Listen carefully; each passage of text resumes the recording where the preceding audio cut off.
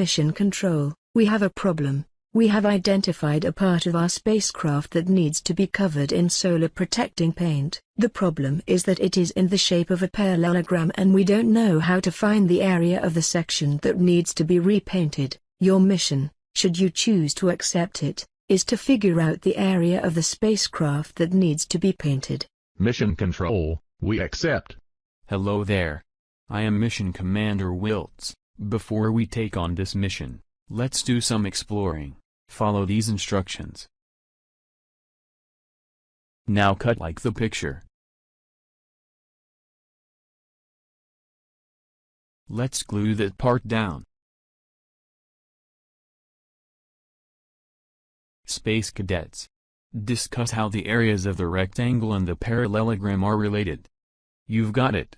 The formula for the area of the parallelogram is base times height, just like the rectangle. Before we try it on the spaceship, let's give it a trial run, shall we? Okay, so let's go ahead and practice finding the area of the parallelogram. We're going to use area equals base times height. And if you look at our picture, we have that the base is 24 feet and the height is 9 feet. So I can go ahead and put 24 times 9, and I go ahead and do the math, which gives me 219 feet squared since we're dealing with the area. Now here we have where they gave us a perimeter, which is 90, and the area is 500. And you want to find what would be the length and width that gives me this area and this perimeter. So we're going to be doing guess and check. We're going to try some out. So I'm going to go ahead and write, I know the perimeter is 2L plus 2W, and I know the perimeter is 90. I know the area is going to be length times width equals 500. So I'm going to go ahead and try different numbers to see which ones, when I multiply and when I add, I get those numbers.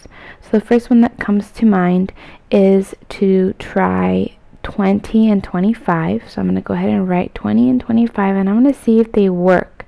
So I'm going to put that in for my L and my W. So 25 times 20, and that gives me 500. So I know that that part's right. And now I'm going to check that the perimeter works. So 25 times 2 plus 20 times 2, and it should equal 90. So if I do the math for it, I go ahead and do 2 times 25 gives me 50, and 2 times 20 gives me 40, and that does in fact add up to give me 90 degrees. We've got this. Mission Control, we are ready to complete this mission.